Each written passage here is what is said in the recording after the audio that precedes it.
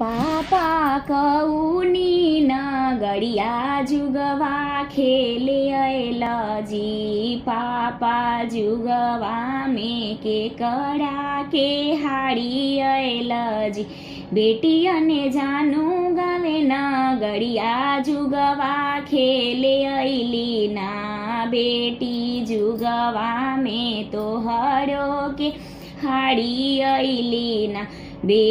पापा गैयारी भैंसिया के हाड़ी अइतजी। पापा चाचा गैयारी भैंसिया के हाड़ी अइतजी। पापा हमरो ऐसन धिया काहे हाड़ी अइलजी।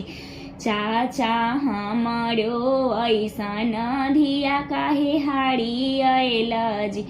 बेटी गैयारी भैंसिया घर के लक्ष्मी हई ना। बेटी गैयारी भैंसिया घर के लक्ष्मी हई ना। बेटी तोहरो ऐसन धिया पराया हई ना। बेटी तोहरो ऐसन धिया पराया हई ना। कैसा लगा?